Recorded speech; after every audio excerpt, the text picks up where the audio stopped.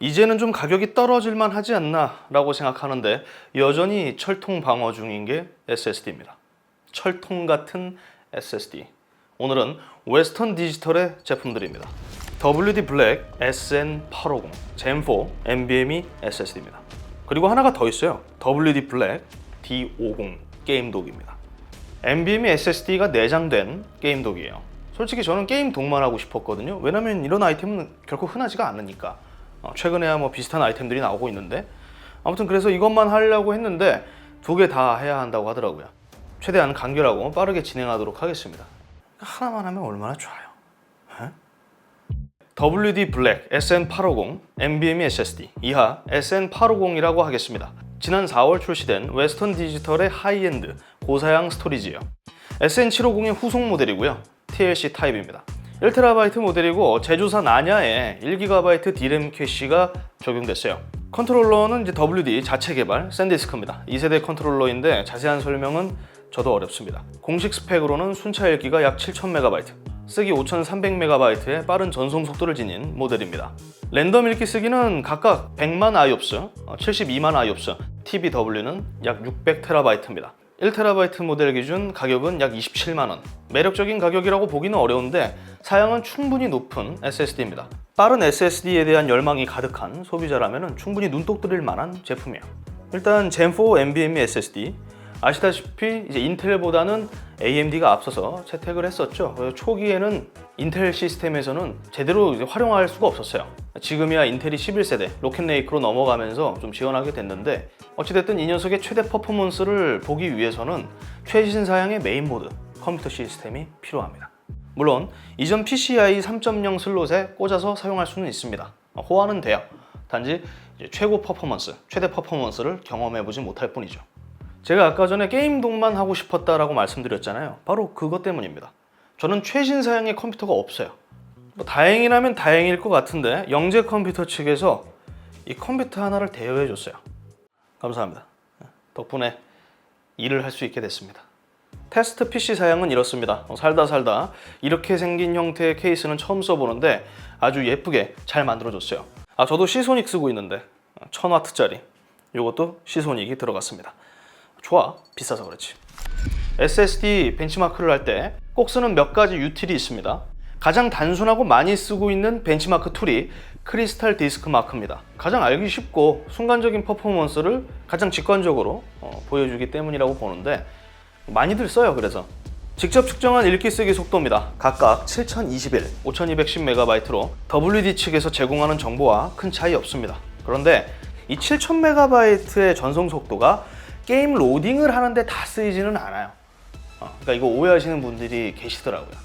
이런 값들은 대용량 파일을 읽고 쓰는데 큰 영향을 끼칩니다. 실질적으로. 게임 로딩에 대한 말이 나왔으니까 제가 잠깐 보여드릴게요. 자, 이전에 출시됐던 외장 SSD WD 블랙 P50과 SN850의 게임 로딩 속도 차이입니다. SN850이 분명 조금 더 빠르지만 군침이 흐를 정도로 큰 차이를 내주진 않아요. 물론 이 조금의 차이를 위해서 이런 장치들에게 돈을 지불하는 소비자들도 분명히 있기 때문에 무시할 수 있는 그건 아니에요. 0.1초라도 어쨌든 빠르면 빠른 거니까. 이번에는 SLC 캐싱 구간을 측정하기 위해 나레온 더티 테스트를 진행했습니다. 대용량 더미 파일을 연속으로 썼을 때 최대 속도를 어디까지 유지할 수 있는지 알아보는 테스트예요. 약 875GB의 더미 파일을 전송했을 때 나타나는 값을 알 수 있습니다. SN850은 남은 용량이 약 70%쯤에서 쓰기 속도가 떨어집니다. 즉, SLC 캐시 용량은 약 260GB로 확인됐습니다. 그렇게 실망할 일은 아니에요. 비슷한 가격대의 TLC SSD들 중에서는 최대 속도와 유지력은 상위권에 놓여 있습니다.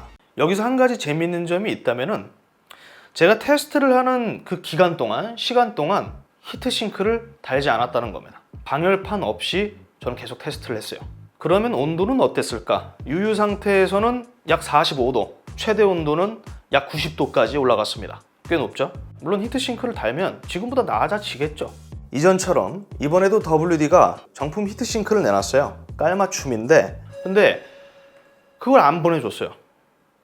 이번에 디자인이 좀 바뀌었어요. 기존에 이 WD 블랙 패밀리로 그대로 적용이 됐는데 제일 중요한 거는 거기 RGB LED가 있어. 그런 거 없이 딸랑 SSD만 보내줘갖고 좀 섭섭하네요. 한 가지 아쉬운 점이 있다면 SM850은 AES 256비트 암호화를 지원하지 않습니다. 그러니까 하드웨어 암호화를 지원하지 않아요. 그런데 저처럼 암호화 기능이 있어도 사용하지 않는 분들에게는 사실 이게 큰 그거는 아니에요. 단지 SM850의 가격을 고려하면 없는 것보단 있는 게 더 좋은 평가를 받았을 것 같습니다. 요약하자면 WD 블랙 SM850은 단순 SSD 퍼포먼스만 고려하면 꽤나 훌륭한 장치입니다. 특히 SLC 캐싱 구간이 넓다는 것은 기대 이상이었어요. 다만 제품 가격이 가장 아쉬운 점이라고 보는데 그잖아요. 그러니까 지금보다 조금만 더 가격대가 저렴했다면 훨씬 매력적인 NVMe SSD가 됐을 것 같습니다. 자, SM850으로 머리가 좀 복잡해지셨죠? WD 블랙 D50으로 가볍게 머리를 식혀보는 시간을 갖도록 하겠습니다. 줄여서 D50이라고 하겠습니다.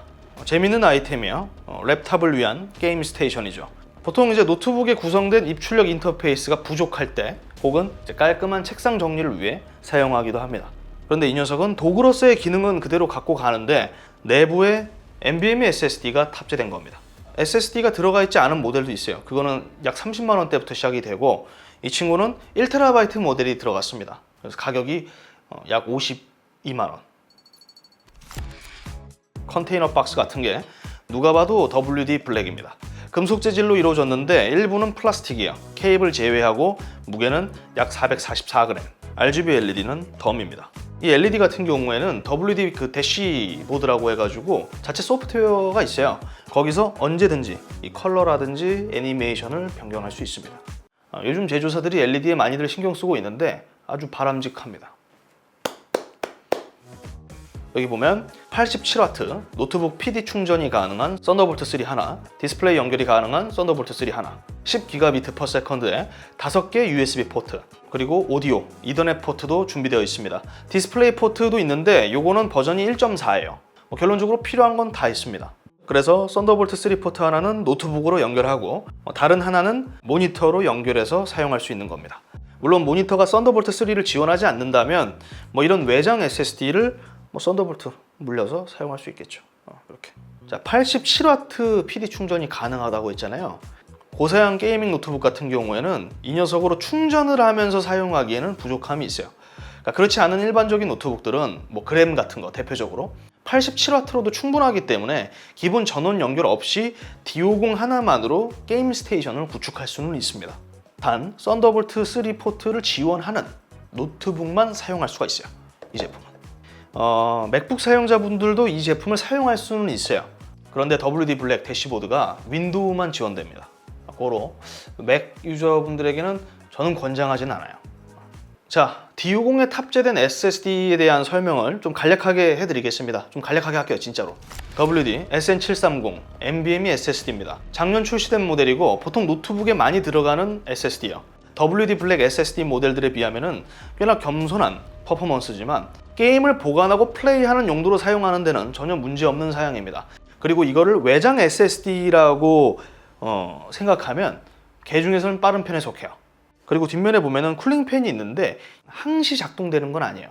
온도가 일정 이상으로 올라갔을 때 자동으로 돌아가는 방식입니다. 그 온도 임계치가 약 85도 정도 됩니다. 그러니까 그 전까지는 조용히 있다가 85도가 넘어가면은 팬이 굉장히 빠른 속도로 돌아가는데 그때 팬 소음이 약 78dB 정도 돼요. 최대 소음이. 그렇게 오랜 시간 팬이 구동되질 않아요. 팬 소음이 크다는 건 그만큼 빠르게 열을 내뺀다는 거기 때문에 진짜 일반적인 사용에서는 팬 소음에 대한 어떤 불만은 없었습니다. 금방 떨어져요, 온도가. 그리고 제가 직접 사용해보기 전까지 이 제품에 대해서 좀 궁금한 게 있었는데 외장 SSD로 사용할 수 있을까? 휴대를 하고 다닐 수 있을까? 이거 두 가지였어요. 딱 두 가지. 결론적으로 힘들어요. 이 친구는 전용 어댑터가 있어요. 이겁니다. 휴대는 할 수 있겠지만 딱히 효율적이지는 않죠. 이거를 가방에 다 넣고 다니기에는, 노트북이랑 다 계산하면. 그리고 전원을 연결하지 않으면 사용할 수가 없어요. 무조건 이 전원이 연결돼야 됩니다. 제 생각에는 WD가 앞으로도 이렇게 게이밍 기어를 지속적으로 내놓을 계획이라면 좀 더 노련해질 필요성이 있다고 봐요.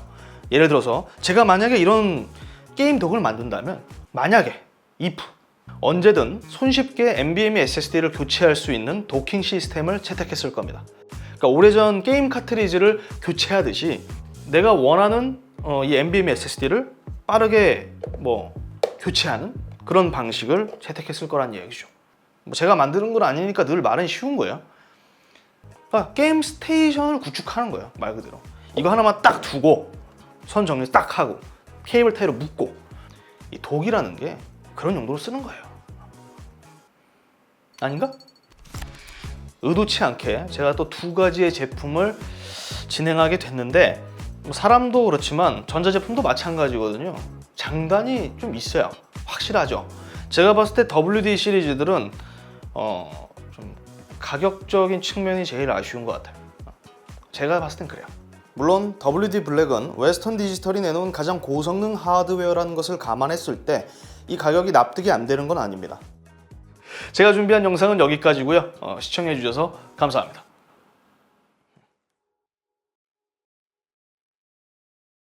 아무래도 제가 지금 제품 두 개를 다루니까 조금 이제 가볍게 진행을 했는데, 이거를 전문적으로 파고 들어가잖아요. 진짜 복잡해지더라고. 대부분의 모든 분야가 그런데 난 살짝 이건 약간 좀 가볍게 봤거든. 아니야. 아무튼 SSD 가격이 좀 빨리 떨어졌으면 좋겠습니다. 결론은 그거야.